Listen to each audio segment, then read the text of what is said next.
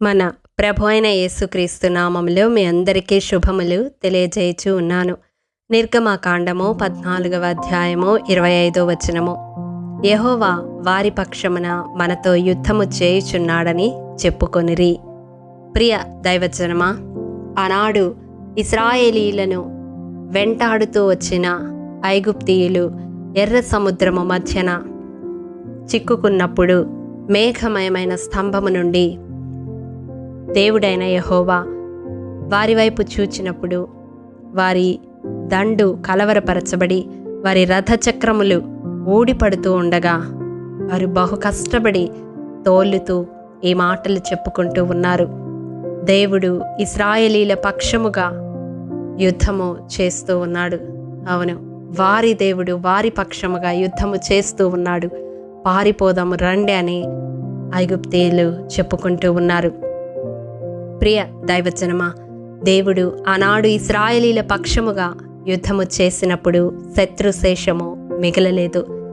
సమూలముగా తుడిచిపెట్టుకుపోయారు, శాశ్వతముగా కనుమరుగైపోయారు. రోమపత్రిక 8వ అధ్యాయం 31వ వచనం సెలవిస్తుంది కదా, దేవుడు మన పక్షమున నుండగా మనకు విరోధి ఎవడు? అవును, మన పక్షముగా దేవుడు నిలబడితే, మన పక్షముగా దేవుడు యుద్ధము చేస్తే, మన పక్షముగా దేవుడు వ్యాజ్యమాడితే మనకు విరోధముగా ఎవ్వరూ నిలవలేరు, ఏ ఆలోచన నిలవలేదు. ఈ వాక్యము వింటున్న ప్రియ సహోదరుడా, సహోదరి, నీకు విరోధముగా గుంపు కూడుతున్న వారిని బట్టి, నీకు విరోధముగా లేస్తున్న వారిని బట్టి, నిన్ను వెంటాడుతున్న సమస్యలను బట్టి నీవు కృంగిపోతూ ఉంటే దేవుడి ఈ దినం మాట్లాడుతూ ఉన్నాడు. దేవుడే నీ పక్షాన ఉండగా నీకు విరోధమైన ఆయుధము ఏది వర్ధిల్లదు. ఎందుకనగా దేవుడు మన పక్షాన ఉంటే యెషయా గ్రంథం 45వ అధ్యాయం 1వ వచనం ప్రకారం జనములను జయించుటకు ఆయన మన కుడి చేతిని పట్టుకుంటాడు. ఎవరైతే నీ మీద కుట్రలు, పన్నాగములు, కుయుక్తులు పన్నుతూ ఉన్నారో వారి ఆలోచనలు సఫలము కాకుండా, వారి ప్రయత్నాలు సఫలము కాకుండా, వారు నిన్ను జయించకుండా నీవు వారిని జయించేలాగా దేవుడు నీ కుడి చేతిని పట్టుకుంటాడు. 118వ కీర్తన 7వ వచనం ప్రకారం దేవుడు మన పక్షాన ఉంటే ఆయన మనకు సహకారి అయి ఉంటాడు. మన శత్రువుల విషయమైన మన కోరిక నెరవేరడం మనం చూస్తాము. అవును, మనల్ని వెంటాడే వారిని బట్టి, మనల్ని వేధిస్తున్న వారిని బట్టి, వారు మన జీవితంలో ఇక వారు కనుమరుగైపోతే బాగుండు అని యోచిస్తున్న సమయంలో దేవుడే మన పక్షాన ఉంటే మన శత్రువుల విషయమైన మన కోరిక నెరవేరడం మనం చూస్తాము.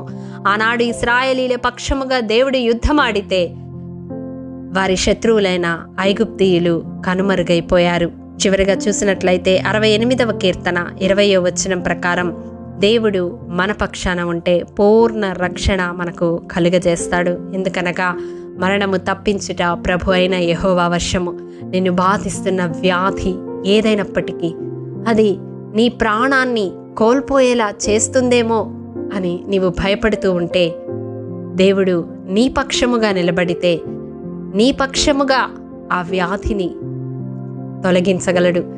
నీవు పోరాడుతున్న ఆ పోరాటం అంతటిలో దేవుడి హస్తాన్ని నీవు తోడుగా కలిగి ఉంటే ఆ వ్యాధి నిన్ను ఏమీ చేయలేదు. నీవే దాన్ని జయించగలవు, నీవే దాన్ని అణచివేయగలవు. ఎందుకంటే మరణ ద్వారమున ప్రవేశించకుండా ఉద్ధరించువాడు నీవారాధిస్తున్న దేవుడు. జీవ మరణాలు ఆయన వశమై ఉన్నవి. ప్రభు చిత్తమైతే మరణానికి అప్పగించకుండా దాన్ని తప్పించగలిగిన సమర్థుడు ఆయన. ఈ వాక్యము వింటున్న ప్రియ సహోదరుడా, సహోదరి, నీ జీవితంలో లేదా నీ వారి జీవితంలో ఏదైనా మరణకరమైన పోరాటం వారు పోరాడుతూ ఉన్నట్లయితే వారి పక్షంగా దేవుడు నిలబడితే వారు దాన్ని జయించగలరు. అవును, మనం ఆరాధిస్తున్న దేవుడు మన విమోచకుడు, బలవంతుడైన దేవుడు. ఆయన బల ప్రభావములకు అసాధ్యమైనది ఏదీ లేదు. మరణమును కూడా జయించి లేచిన జయశీలుడాయన. ఆయనే మన పక్షముగా నిలబడితే మనకు విరోధముగా నిలబడగల వారెవ్వరు? మనకు విరోధముగా నిలబడగలిగిన పరిస్థితి ఏమిటి? మనకు విరోధముగా నిలబడగలిగిన సమస్య ఏమిటి? ఒకవేళ నేల మట్టుకు మనము క్రిందకు పడి ఉన్నా తిరిగి లేవగలము. అంధకారములో కూర్చున్నప్పటికీ మన దేవుడే మనకు వెలుగుగా ఉండగలడు. గాఢాంధకారములో సహితము మనల్ని నడిపించగలిగిన దేవుడు. ఆయన మన పక్షముగా నిలబడి మన యుద్ధములను జరిగించుటకు ఇష్టపడుతూ ఉన్నాడు. నీవు నమ్మితే నీ పక్షముగా నిలబడ్డానికి ఆయన ఎదురు చూస్తూ ఉన్నాడు.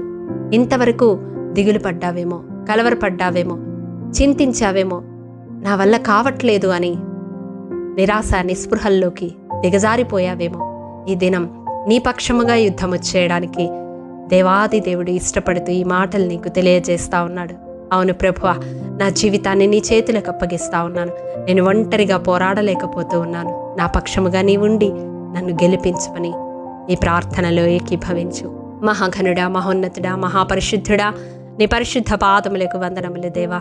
గడిచిన కాలము నాయన తండ్రి, ఎంతగానో ప్రభువా వారిని వెంటాడుతున్న పరిస్థితులను బట్టి, వెంటాడుతున్న వ్యక్తులను బట్టి, వెంటాడుతున్న వ్యాధి బాధలను బట్టి, సమస్యలను బట్టి కృంగిపోతూ ఉండి ఒకవేళ ఈ దినం ఈ మాటలు వింటూ ఉన్నట్లయితే వారి హృదయాల్లో ఈ మాటలు నూరంతలుగా ఫలింపచేయండి. వారి పక్షముగా నిలబడి యుద్ధము చేయడానికి, వారి పోరాటాలలో వారికి సహకారి అయి ఉండడానికి నీవు ఇష్టపడుతూ ఉన్నావని మాతో మాట్లాడిన తండ్రి, నీకు వందనాలు దేవా. మీరే మా పక్షముగా ఉండి మా యొక్క సమస్యలన్నిటిలో, మా యొక్క పోరాటములన్నిటిలో విజయాన్ని దయచేయగలరని మీ కృపాహస్తాలకు మమ్మల్ని అప్పగించుకుంటూ యేసు అతి పరిశుద్ధ నామం పేరట అడిగి పొందుకొని ఉన్నాము తండ్రి, ఆమేన్. ప్రియ దైవజనమా, అనుదినము షారోన్ మన్నా ద్వారా అడగబడుచున్న బైబిల్ క్విజ్ ప్రశ్నలకు సమాధానములు ప్రతి నెల మొదటి వారము కామెంట్ బాక్స్లో పోస్ట్ చేయబడతాయి. కాబట్టి గమనించి మీకు తెలియని ప్రశ్నలకు సమాధానములు తెలుసుకొనగలరని ప్రభు పేరట మనవి చేయుచూ ఉన్నాము. ప్రియ దైవజనమా, ఈ దినం బైబిల్ క్విజ్ ప్రశ్న: తను చెప్పిన ఆలోచన జరగనందున తన ఇంటికి పోయి తన ఇల్లు చెక్కబెట్టుకొని ఊరిపోసుకొని చనిపోయినది ఎవరు? ప్రియ దైవజనమా, ఈ దినము జన్మదినము, వివాహ దినము జరుపుకుంటున్న వారికి షారోన్ గ్రూప్ తరపున హృదయపూర్వక శుభాకాంక్షలు తెలియజేయుచూ ఉన్నాము.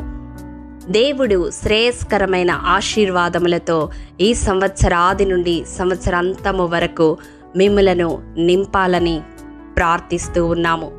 ఆమేన్.